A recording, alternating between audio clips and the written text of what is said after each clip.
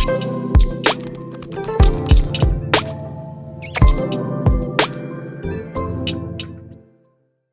अहम दो टर्मिनोलॉजीज़ जो हैं वो मेजरमेंट्स में यूज़ करते हैं, उसमें से एक है प्रिसीजन और दूसरी है हमारे पास जो है एक्यूरेसी।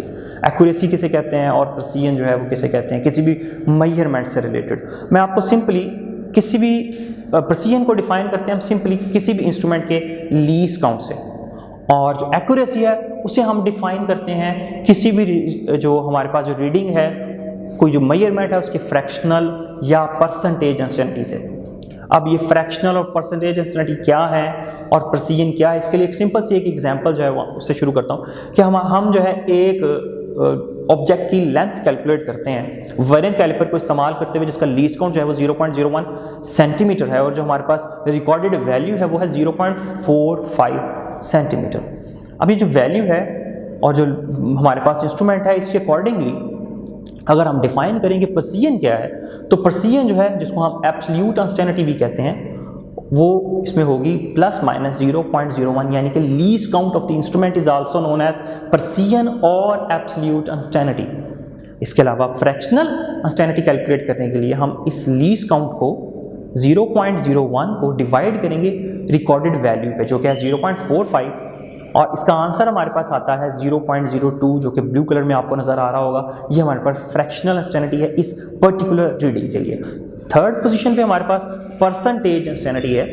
परसेंटेज अनसर्टेनिटी को हम डिफाइन किस तरह से करते हैं, क्योंकि परसेंटेज है और ये सिंपली कैसे है, आपने फ्रैक्शनल अनसर्टेनिटी को जो कि 0.01 डिवाइड बाय 0.45 है, आपने उसे 100% से मल्टीप्लाई कर देना है, जो कि आंसर आ जाएगा 2%। 0.02 को आपने 100% से मल्टीप्लाई कर देना है, तो 2% जो है वो इस रीडिंग के लिए हमारे पास परसेंटेज अनसर्टेनिटी है।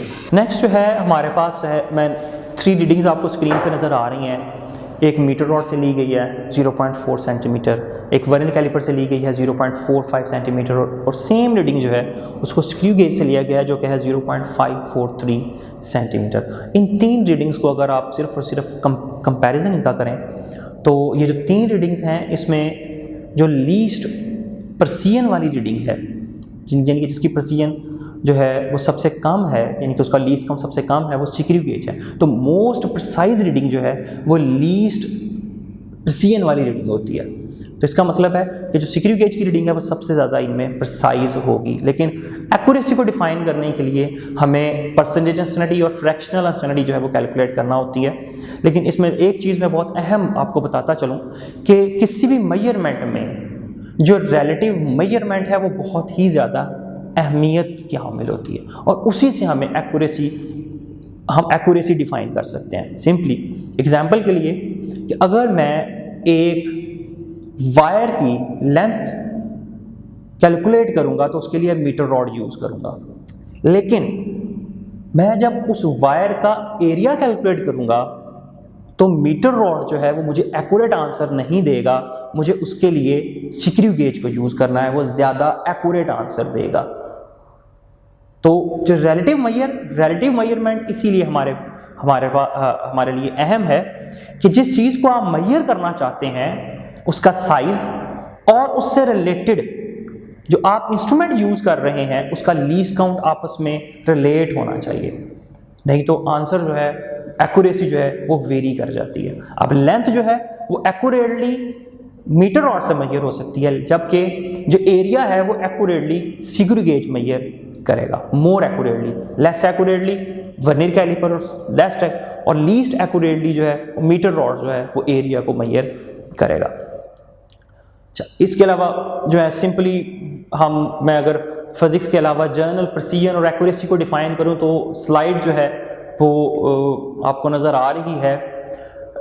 इसमें एक्यूरेसी की डेफिनेशन दी गई है, प्रिसीजन की डेफिनेशन दी गई है। एक्यूरेसी को किस तरह से हम डिफाइन कर सकते हैं कि जो है ना, जो आपका एक्चुअल आंसर है उसके क्लोज जो आंसर है उसे हम एक्यूरेट आंसर कहेंगे या एक्यूरेसी कहेंगे, और प्रिसीजन जो है वो तमाम आंसर्स जो एक दूसरे के करीब हों वो तमाम के तमाम प्रिसाइज आंसर होंगे। जैसे आपको स्लाइड में नज़र आ रहा है डॉट्स जो हैं वो ए स्लाइड में डॉट्स जो हैं वो जो मेन सेंटर है वहाँ पर तो नहीं है, लेकिन एक जगह पर इकट्ठे हैं, तो ए जो है वो प्रिसाइज तो है लेकिन एक्यूरेट नहीं है।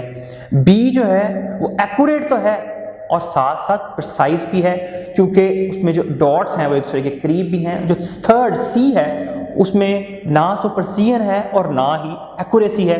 प्रिसीजन इसलिए नहीं है क्योंकि डॉट्स एक दूसरे से दूर दूर हैं, और एक्यूरेट इसलिए नहीं है क्योंकि वो जो एक्चुअल सेंट्रल स्पॉट है उससे ये अवे हैं। तो सिंपली एक्यूरेसी, जो आपकी एक्चुअल वैल्यू है उसके करीब तेरे आंसर एक्यूरेट होता है, और प्रिसीजन जो है वो आपके जो आंसर्स आपके पास आए हैं मुख्तलिफ आंसर्स, वो एक दूसरे के कितने क्लोज हैं वो ये प्रिसीजन को डिफाइन करेंगे। सिंपली आप जी की वैल्यू कैलकुलेट करते हैं, जी ग्रेविटेशनल एक्सेलरेशन, उसकी वैल्यू 9.8 मीटर पर सेकेंड स्क्वायर। आप सिंपल पेंडुलम के एक्सपेरिमेंट में आप जी की वैल्यू कैलकुलेट करते हैं, आपके पास आंसर आता है 10 मीटर पर सेकेंड स्क्वायर। इसका मतलब है जो आपका जो आंसर है एक्चुअल वैल्यू 9.8 के करीब है, आप कह सकते हैं ये आंसर एक्यूरेट है। और अगर आपका आंसर आता है 15 पॉइंट समथिंग, तो क्योंकि वो एक्चुअल वैल्यू 9.8 से बहुत दूर है, इस वजह से आप क्या कहेंगे कि ये जो है एक्यूरेट नहीं है। इसके अलावा आपके पास जो नंबर ऑफ रीडिंग्स हैं, आप हर एक के लिए कैलकुलेशंस कर रहे हैं, आपने 5 रीडिंग्स ली हैं। अगर वो 5 रीडिंग्स जो हैं वो 9.8 के राउंड अबाउट हैं, बहुत ज़्यादा नज़दीक हैं, तो आपकी जो मेजरमेंट्स हैं वो प्रिसाइज हैं। लेकिन अगर उनमें फ़र्क है, एक 9.8 है तो सेकंड 12 है, कोई 20 है, तो इसका मतलब है आपकी जो रीडिंग है वो प्रिसाइज नहीं है। एक एमसीक्यूज इसी से रिलेटेड डिस्कस करना चाहूँगा, जिसका ताल्लुक जो है वो फ्रैक्शनल और परसेंटेज अनसर्टेनिटीज के साथ है। कि आप एमसीक्यू क्या है जी, if there is 2% uncertainty in a measurement done by vernier calliper. Vernier calliper को आपने इस्तेमाल किया और आपकी जो परसेंटेज अनसर्टेनिटी है वो 2% है। आपने ये बताना है कि रीडिंग क्या है। तो हमारे पास ऑप्शंस हैं 5 मिलीमीटर, 4.8 सेंटीमीटर, 0.48। अगर आप ये कैलकुलेशंस करें सिंपली, तो इसका आंसर जो है 2%। जैसे आपको स्लाइड में नजर आ रहा है, परसेंटेज अनसर्टेनिटी जो है परसेंटेज अनसर्टेनिटी जो है उसको किस तरह से कैलकुलेट किया गया, ऊपर लीस्ट काउंट, नीचे एक्चुअल वैल्यू और multiply by 100 is equal to जो आपके पास आंसर आ जाता है। तो हमारे पास परसेंटेज जो है वो 2 है। अगर आप इस 2 को कैलकुलेट करना शुरू करें तो ये रिवर्स में सेम उसी के रिवर्स चलेगा, तो आंसर जो है वो नियरली राउंड अबाउट आंसर आएगा 0.5 सेंटीमीटर। अब 0.5 सेंटीमीटर ऑप्शंस में आपको नजर नहीं आ रहा, 0.42 है, 48 है, 0.52 है, 4.8 सेंटीमीटर है। आंसर जो है 0.5 नहीं है। तो बेटा जी 0.5 जो है वो सेंटीमीटर में गिवन नहीं है, लेकिन वो मिलीमीटर में गिवन है। 5 मिलीमीटर को आप 0.5 सेंटीमीटर के तौर पर लिख सकते हैं। बेटा ये एमसीक्यूज इस किस्म के देने का मकसद सिर्फ, ये आपको एग्जाम्पल के तौर पर दिखाने का मकसद सिर्फ यही है कि जल्दबाजी में आपने गलती नहीं करनी। आपको सिर्फ और सिर्फ डिस्टर्ब करने के लिए उसने सेंटीमीटर की बजाय मिलीमीटर, एग्जामिनर ने मिलीमीटर में आंसर दिया है ताकि आपको कंफ्यूज किया जा सके। इससे आगे नेक्स्ट हमारे पास जो है वो हम कुछ असेसमेंट के रूल्स हैं वो स्टडी करेंगे, और हर रूल से रिलेटेड हम एक एमसीक्यूज भी स्टडी करेंगे ताकि आपको मदद मिल सके। सबसे पहले एडिशन और सब्ट्रैक्शन किस तरह से की जाती है, उसकी टोटल असेसमेंट जो है वो किस तरह से कैलकुलेट की जाती है। तो बेटा सिंपल रूल ये है कि आपने एब्सोल्यूट अनसर्टेनिटीज यानी कि लीस्ट काउंट को, जिन 2 नंबर्स को आप ऐड या सब्ट्रैक्ट करना चाह रहे हैं, आपने उनके लीस्ट काउंट्स को ऐड अप कर देना है। सब्ट्रैक्ट भी ऐड अप होगा और जो आप ऐड कर रहे हैं उसे भी हम क्या करेंगे, उसे भी आप एब्सोल्यूट यानी कि लीस्ट काउंट हम ऐड कर देंगे। इसके लिए आप एक एमसीक्यू देख लेते हैं कि जी हमारे पास आपने एक ट्रायंगल का पैरामीटर कैलकुलेट करना है। The total uncertainty in the perimeter of triangle whose sides are measured by metre rod would be. आप एक ट्रायंगल है, आपने उसका पेरीमीटर कैलकुलेट करना है। पेरीमीटर किसे कहते हैं, सम ऑफ ऑल साइड्स। तो आपने सम ऑफ ऑल साइड्स करनी है, तो आपने ये बताना है कि टोटल अनसर्टेनिटी कितनी होगी। आप ट्रायंगल की 3 साइड्स हैं, तो 3 साइड्स हैं और आप उन्हें ऐड अप करेंगे पेरीमीटर के लिए। तो जो लीस्ट काउंट्स हैं वो हर साइड के क्या होंगे, ऐड अप होंगे। तो हमारे और मीटर रॉड से कैलकुलेशंस की गई हैं, तो मीटर रॉड का लीस्ट काउंट हमारे पास है 0.1 सेंटीमीटर। तो अगर आप 0.1 सेंटीमीटर को ऐड अप करेंगे 3 साइड्स के लिए, तो उसका आंसर जो है वो हमारे पास होगा 0.3 सेंटीमीटर। 3 साइड्स के लिए हर साइड को जब आप पेरीमीटर कैलकुलेट करने के लिए ऐड करेंगे तो 0.1 प्लस 0.1 प्लस 0.1 0.3 जो है वो सेंटीमीटर इसका आंसर है। सेकंड नंबर पे हम मल्टीप्लिकेशन और डिवीजन के लिए परसेंटेज अनसर्टेनिटीज को ऐड करते हैं। और थर्ड पे अगर आपके पास कोई पावर फैक्टर इन्वॉल्व है तो हम पहले उस पावर फैक्टर को इंडिविजुअल क्वांटिटी की परसेंटेज अनसर्टेनिटी से मल्टीप्लाई करते हैं, देन आगे प्रोसीड किया जाता है। इस एक एग्जांपल इसी जो है ना इसी से रिलेटेड एक एमसीक्यू डिस्कस करते हैं कि हम जो है अनसर्टेनिटी कैलकुलेट करना चाहते हैं वॉल्यूम में एक सिलेंडर के जिसकी लेंथ और डायमीटर गिवन है, कि परसेंटेजेस गिवन है, परसेंटेज अनसर्टेनिटीज गिवन है। लेंथ की परसेंटेज अनसर्टेनिटी हमारे पास 0.8% और डायमीटर की जो परसेंटेज अनसर्टेनिटी है वो हमारे पास गिवन है 0.2%। आपने टोटल अनसर्टेनिटी बतानी है वॉल्यूम में। सिलेंडर का वॉल्यूम किस तरह से डिफाइन किया जाता है? सिलेंडर का वॉल्यूम हमारे पास pi D square L divide by 4। अब इसमें पाई और 4 नंबर्स हैं, वो हम असेसमेंट में इस्तेमाल नहीं करते। हमारा ताल्लुक डी स्क्वायर और एल के साथ है। डी का स्क्वायर है थर्ड रूल, पावर रूल, कि इंडिविजुअल को आपने पावर से इंडिविजुअल जो परसेंटेज अनसर्टेनिटी होती है उसे आपने मल्टीप्लाई करना होता है पावर के साथ। तो D की जो परसेंटेज अनसर्टेनिटी हमें गिवन है डायमीटर की वो है 0.2, तो आप इसको पावर से मल्टीप्लाई करेंगे जो कि आ जाएगा 4। तो D की परसेंटेज अनसर्टेनिटी हमारे पास 0.2% है, लेकिन डी स्क्वायर की जो परसेंटेज अनसर्टेनिटी है वो है 2 से मल्टीप्लाई करने के बाद 0.4%। देन लेंथ की जो परसेंटेज अनसर्टेनिटी हमें गिवन है वो है 0.8। अब हमारे पास दो नंबर हो गए, दो वैल्यू जो है ना हमारे पास डिजिट्स हो गए, एक डी स्क्वायर है और एक हमारे पास एल स्क्वायर है। दो क्वांटिटीज हैं डी स्क्वायर और एल स्क्वायर। डी स्क्वायर की परसेंटेज अनसर्टेनिटी जो है वो 0.4 है, जबकि एल की जो है वो 0.8 है।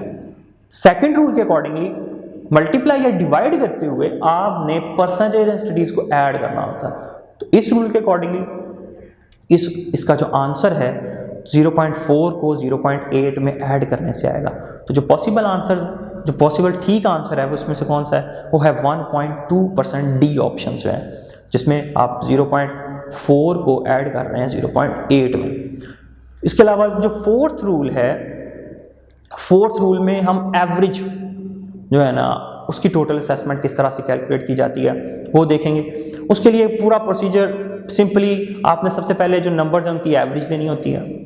एवरेज लेने के बाद जो आपके पास एवरेज आंसर आता है हम उससे बाकी तमाम नंबर्स की डेविएशन कैलकुलेट करते हैं कि जी वो उस एवरेज वैल्यू से बाकी तमाम जो नंबर्स हैं वो किस तरह से डेविएट करते हैं, वो कैलकुलेट की जाएगी।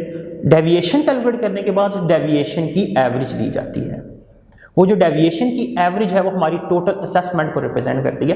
तो यहाँ पे एक एमसीक्यू डिस्कस करूंगा कि मेरे पास जो है वो टोटल 6 क्वांटिटीज हैं, कुछ नंबर्स हैं 6.23, 6.22, 6.22, 6.21, 6.20, 6.19। आपने इसकी एवरेज असेसमेंट कैलकुलेट करनी है और वो इन जनरल मीन डेविएशन होगी। तो मीन डेविएशन यानी कि सबसे पहले आपने क्या करना है, आपने इनकी एवरेज लेनी है। लेकिन उधर पेपर में इतना प्रॉपर जो है ना आपको इतना टाइम नहीं होगा कि आप इतनी लंबी चौड़ी कैलकुलेशंस की तरफ जाएं। तो सिंपली अगर आप गौर करें तो वेरिएशन जो है वो 0.1 और 0.2 की वेरिएशन है। और अगर आप 6 नंबर से इसको डिवाइड कर दें 0.1 0.2 तो आंसर जो है वो nearly round about A option 0.1 के करीब तरीन आएगा। आपने लंबी कैलकुलेशंस की बजाय कुछ ट्रिक्स भी आपने यूज़ करने होंगे जिससे आपका आंसर जो है आपको जल्दी जो है उसका पता लग जाए। अच्छा, इसके लास्ट पे जो हमारे पास असेसमेंट है वो है जो आपने टाइमिंग जो एक्सपेरिमेंट्स हमारे हैं उसमें किस तरह से अनसर्टेनिटीज कैलकुलेट की जाती हैं। उसके लिए एक एमसीक्यू डिस्कस करूंगा। पहले रूल डिफाइन कर देते हैं। रूल हमारे पास क्या है, आपने वो जो टाइमिंग एक्सपेरिमेंट है उसमें जो आपने इंस्ट्रूमेंट यानी कि स्टॉप वॉच यूज़ की है उसका लीस्ट काउंट आपको पता होना चाहिए। इसके अलावा वो जो टाइमिंग एक्सपेरिमेंट्स हैं उसमें वो जो टाइम जो है उसमें जो आपने नंबर ऑफ वाइब्रेशन, जैसे कि अगर आप मैथ स्प्रिंग सिस्टम को स्टडी कर रहे हैं तो उसमें जो नंबर ऑफ वाइब्रेशंस हैं आपको उन नंबर ऑफ वाइब्रेशंस का पता होना चाहिए, नंबर ऑफ ऑसिलेशंस का पता होना चाहिए। तो हमें टाइमिंग एक्सपेरिमेंट में 2 चीज़ें चाहिए, इंस्ट्रूमेंट यानी कि स्टॉप वॉच का least count, secondly number of vibrations. तो रूल हमारे पास क्या है, हम लीस्ट काउंट को डिवाइड कर देंगे नंबर ऑफ वाइब्रेशंस पे, नंबर ऑफ वाइब्रेशंस पे डिवाइड कर देंगे, हमारे पास जो टोटल असेसमेंट आ जाएगी। अब ये जो रूल है ये एक बड़ी अहम चीज़ की तरफ इशारा कर रहा है कि आपने लीस्ट काउंट को नंबर ऑफ वाइब्रेशन से डिवाइड करना है। इसका मतलब ये कि नंबर ऑफ वाइब्रेशन से जब डिवाइड करेंगे तो अगर नंबर ऑफ वाइब्रेशन ज़्यादा होंगी तो आंसर छोटे से छोटा होता चला जाएगा। तो अब जितना आंसर छोटा होगा हमारा आंसर उतना ज़्यादा एक्यूरेट तस्वुर किया जाएगा। यानी कि अगर आप टाइमिंग एक्सपेरिमेंट्स में एक्यूरेट कैलकुलेशंस करना चाहते हैं तो आपको क्या करना है, आपने नंबर ऑफ वाइब्रेशंस को ज़्यादा से ज़्यादा लेना होगा। इसी के लिए एक एग्जांपल, एक एमसीक्यूज देखते हैं। हमारे पास एक पेंडुलम की ऑसिलेशन से रिलेटेड कुछ डाटा है कि जी एक पेंडुलम जो है वो ऑसिलेट कर रहा था, उसकी नंबर ऑफ ऑसिलेशंस कैलकुलेट की गई हैं उसके टाइम के अकॉर्डिंगली। तो आपने बताना है कि जो हमारे पास रीडिंग्स हैं इनमें से कौन सी रीडिंग जो है वो सबसे ज़्यादा एक्यूरेट है, जिसमें सबसे कम जो है वो अनसर्टेनिटी एग्जिस्ट करती है। जैसे कि मैंने आपको पहले बताया, आपने वैल्यू को डिवाइड करना होता है नंबर ऑफ वाइब्रेशंस पे। आपने जो टाइम गिवन है उसको, इसमें जैसे फर्स्ट में 12.3 सेकंड है, हमारे लिए वो अहम नहीं है। हमारे लिए अहम जो चीज़ है वो लीस्ट काउंट और नंबर ऑफ वाइब्रेशंस है। तो इसमें जो नंबर ऑफ वाइब्रेशंस है वो हमें इसका आंसर देंगी। तो सबसे ज़्यादा लीस्ट जो अनसर्टेनिटी होगी वो सिर्फ और सिर्फ ऐसी रीडिंग में होगी जिसमें नंबर ऑफ वाइब्रेशंस की तादाद बहुत ज़्यादा है। तो इसमें नंबर ऑफ वाइब्रेशन की तादाद जो है पॉसिबल 10 वाइब्रेशंस, 20 वाइब्रेशंस बी में, और सी में 25 वाइब्रेशंस। तो 25 वाइब्रेशंस जो हैं ये ऐसी रीडिंग हमें देंगी जो कि ज़्यादा एक्यूरेट और लेस अनसर्टेनिटी वाली हो। इसके बाद नेक्स्ट हमारे पास चैप्टर के एंड पे डिमेंशंस रह जाती हैं कि हम मुख्तलिफ फिजिकल क्वांटिटीज़ की डिमेंशंस किस तरह से फाइंड कर सकते हैं। तो बेटा जो डिमेंशंस क्वांटिटीज से रिलेटेड मैं सिर्फ और सिर्फ एक चीज़ आपको बताना चाहूँगा, और वो ये है, और जो सबसे अहम है वो ये है कि हम किसी भी फिजिकल क्वांटिटी को बेस क्वांटिटीज़ की टर्म्स में लिखा जा सकता है। और ये जो बेस क्वांटिटीज़ हैं इनमें हम ज़्यादातर इंटर लेवल तक 3 फिजिकल क्वांटिटीज़ को ज़्यादा यूज़ करते हैं, और वो कौन सी हैं? मैस, लेंथ और टाइम। तो किसी भी फिजिकल क्वांटिटी को इन मैस, लेंथ और टाइम की फॉर्म में लिखने का जो अमल है, जो प्रोसीजर है, उसे हम डिमेंशन एनालिसिस कहते हैं। आप उस फिजिकल क्वांटिटी को की डिमेंशंस डिफाइन कर रहे हैं। जैसे कि आपको स्क्रीन पर नजर आ रहा है, x कोई भी जनरल फिजिकल क्वांटिटी हो सकती है, आपने उसकी डिमेंशंस को डिफाइन करना है m के लिहाज से, l के लिहाज से और t के लिहाज से। इसमें a, small a, b, c जो है वो कोई भी पावर होगी जिसके लिहाज से हम उस फिजिकल क्वांटिटी को डिफाइन कर सकते हैं। सिंपल मिसाल के तौर पे आपको एक रेफरेंस के लिए एक टेबल नजर आ रहा है, उसमें अगर मैं वेलोसिटी की बात करूं तो वेलोसिटी की डिमेंशन है m0, l1 और t-1। अब वेलोसिटी जो है उसकी डिमेंशन में m की पावर यानी कि a0 है, l की पावर जो है वो 1 है, और t की जो पावर है c जो है वो -1 है। इस तरह से और भी एग्जांपल्स गिवन है, फ्रीक्वेंसी, डेंसिटी, वॉल्यूम की डिमेंशन किस तरह से निकाली जाती है, उनकी एक्सप्रेशन से हम उनकी डिमेंशन जो है वो निकाल सकते हैं। और सबसे आखिर पे हम डिमेंशंस को किस तरह से इस्तेमाल कर सकते हैं।